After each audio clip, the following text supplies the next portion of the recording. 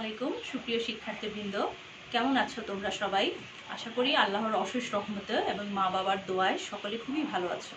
আমি Fatematuz Zohra Narayanganj high school and কলেজের online শ্রেণী কার্যক্রমে তোমাদেরকে স্বাগত জানাচ্ছি। গত ক্লাসে আমরা পড়েছিলাম আমাদের পাঠ্য বইয়ের পঞ্চম অধ্যায়ের স্বল্পমেয়াদী ও মধ্যমেয়াদী অর্থসংস্থানের একটি অংশ স্বল্পমেয়াদী অর্থসংস্থান। আজকে আমরা তারই ধারাবাহিকতায় তার দুটি অংশ যেমন ব্যবসায় ঋণ এবং বাণিজ্যিক কাগজপত্রের ব্যয় নির্ণয় করা শিখব। আশা করি গত ক্লাসের পড়াটা তোমরা কমপ্লিট করেছো। এই করোনার কারণে আমাদের মনে স্বাভাবিকভাবে উদ্বেগ উৎকণ্ঠা থাকা স্বাভাবিক, কিন্তু এই ভয়কে জয় করেই আমাদের আবার স্বাভাবিক জীবনে ফিরে আসতে হবে। তাহলে চলো আমরা আজকের শ্রেণী কার্যক্রমে ফিরে যাই। আমাদের আজকে ম্যাথ অংশ আমরা করব। ম্যাথ অংশে যাওয়ার পূর্বে ছোট্ট দুটি অংশ আমরা জেনে নিব, ছোট দুটো টপিকস। প্রথমটা হচ্ছে ব্যবসায় ঋণের কোনো ব্যয় আছে কি। যেহেতু ঋণ মানে হচ্ছে নির্দিষ্ট ব্যয় সাপেক্ষে অন্যের অর্থের ব্যবহার করা, তাই ব্যবসায় ঋণেরও ব্যয় থাকা স্বাভাবিক। কিন্তু যেহেতু ব্যবসায় ঋণ সুদমুক্ত, তাই এই ধরনের খরচ নির্ণয়ও কিছুটা ভিন্ন। বিক্রেতা কর্তৃক প্রদেয় বাট্টার সুযোগ গ্রহণ না করার ফলে যে ব্যয় হয় তাকে ব্যবসায় ঋণের ব্যয় বলে। আরেকটি টপিকস আমরা পড়ব, যেটা হচ্ছে ব্যবসায় ঋণের ব্যয় কে বহন করে। ব্যবসায় ঋণের ব্যয় ক্রেতা এবং বিক্রেতা উভয়ই বহন করে। যদি বিক্রেতার বাজার একচেটিয়া হয় তাহলে ক্রেতাকে এই খরচ বহন করতে বাধ্য করে বিক্রেতা। আর যদি বাজারে অনেক ব্যবসায়ী থাকে সেক্ষেত্রে ক্রেতা বিক্রেতার কাছ থেকে এই খরচ আদায় করতে পারে। চলো তাহলে আমরা আজকে আমাদের ম্যাথ অংশে চলে যাই। আজকে আমরা বের করব ব্যবসায় ঋণের ব্যয় নির্ণয় করা বা এপিআর। এপিআর মানে হচ্ছে অ্যানুয়াল পার্সেন্টেজ রেট। আমি ফুল ফর্মস গুলো লিখে দিচ্ছি। APR is equal to annual percentage rate.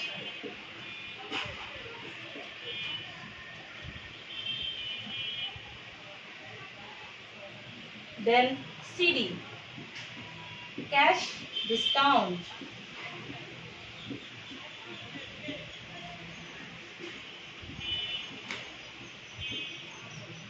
CP means credit period.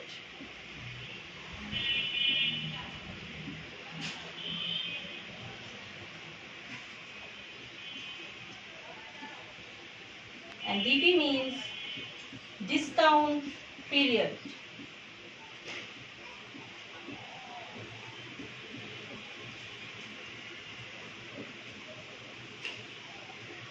এটা হচ্ছে আমাদের ব্যবসায় ঋণের ব্যয় নির্ণয় করার সূত্র।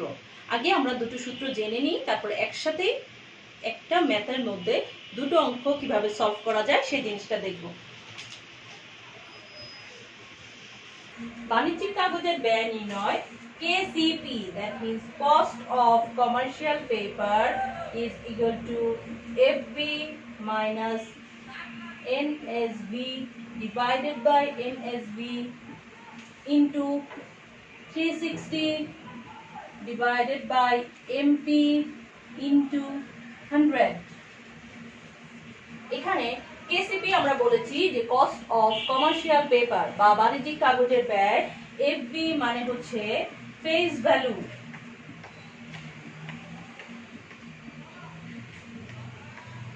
NSV মানে নেট সেলস ভ্যালু,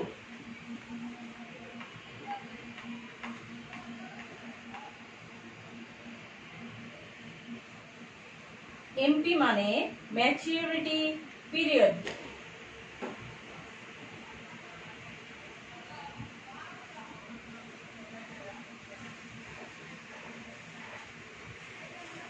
খেয়াল করো, আমি আবারও বলছি, KCP মানে কস্ট অফ কমার্শিয়াল পেপার, সেটা হচ্ছে FB minus NSB divided by NSB into 360 divided by MP into 100। যেখানে FB মানে হচ্ছে ফেস ভ্যালু বা অভিহিত মূল্য, NSB মানে হচ্ছে নেট সেলস ভ্যালু, MP মানে হচ্ছে ম্যাচুরিটি পিরিয়ড। নেট সেলস ভ্যালুতে আবার আমাদের একটু পার্ট আছে, সেটা হচ্ছে টোটাল যে সেলস আছে SB বা সেলস ভ্যালু থেকে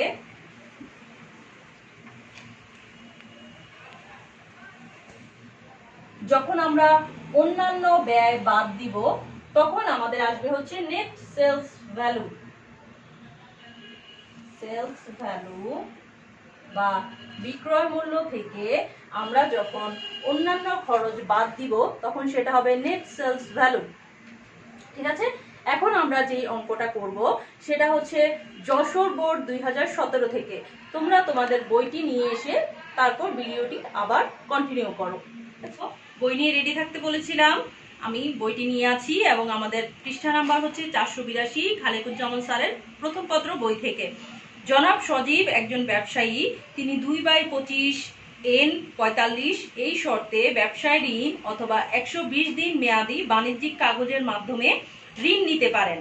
প্রতিটি বাণিজ্যিক কাগজের লিখিত মূল্য 100 টাকা এবং বিক্রয় মূল্য দেওয়া আছে 95 টাকা। বলেছে বাণিজ্যিক কাগজের ব্যয় নির্ণয় করো। মনে আছে তো বাণিজ্যিক কাগজের সূত্রটি? একটু আগে আমি লিখে দিয়েছিলাম।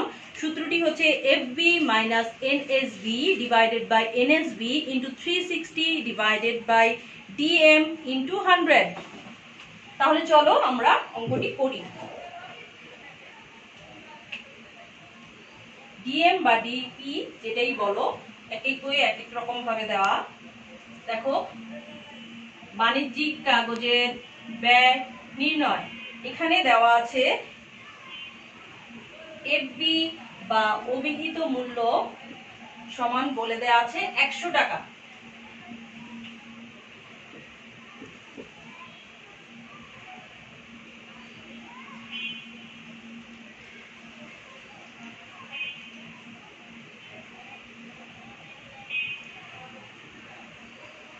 সমান FB সমান দেওয়া আছে 100 টাকা, FB সমান 100 টাকা।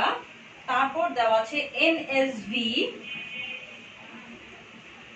সমান হচ্ছে 95 টাকা।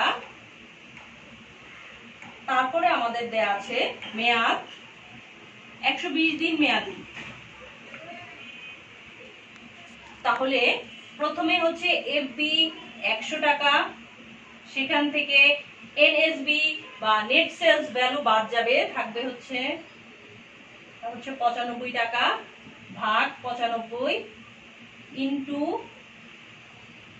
360 ডিভাইডেড বাই, এটার মেয়াদ ছিল 120 দিনের, ইন্টু 100। তাহলে করো 5 ভাগ 95 ইন্টু, কাটাকাটি করব আমরা, 3 ইন্টু 100 কত আসে? আসে হচ্ছে 15.78%। এটা হচ্ছে আমাদের বাণিজ্যিক কাগজের ব্যয় নির্ণয়। তারপর বলা হয়েছে ঘ নম্বরে, দেখো বলেছে উদ্দীপকে জনাব সজীবের জন্য ব্যবসায় ঋণ ও বাণিজ্যিক কাগজের মধ্যে কোনটি গ্রহণ করা উচিত। তাহলে আমরা বের করলাম যে বাণিজ্যিক কাগজের ব্যয় হচ্ছে 15.78%। এরপরে আমরা বের করব হচ্ছে ব্যবসায় ঋণের ব্যয়।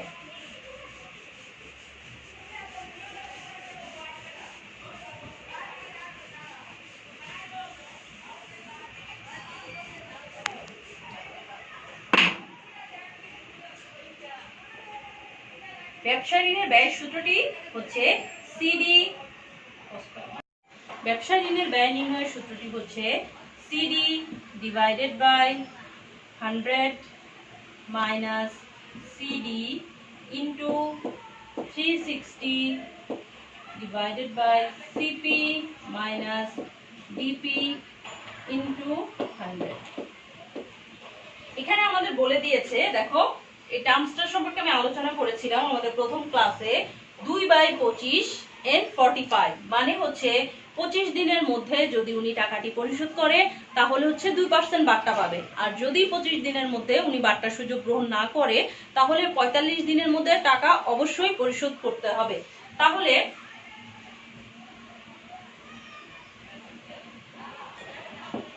সিডি, সিডি বলতে আমরা কি বলেছিলাম যে বাট্টার হার, ক্যাশ ডিসকাউন্টেড। তাহলে আমাদের সিডি সমান হচ্ছে 2 বা 2%, 100 তো 100। তারপর হচ্ছে সিপি হচ্ছে 45 দিন বা 45 ডেজ ডিপি মানে হচ্ছে ডিসকাউন্টেড পিরিয়ড, মানে কত দিনের জন্য আমি ডিসকাউন্ট পাবো, কতদিনের মধ্যে টাকাটি পরিশোধ করলে হচ্ছে ডিসকাউন্ট পাবো, সেটি ছিল হচ্ছে 25 দিন।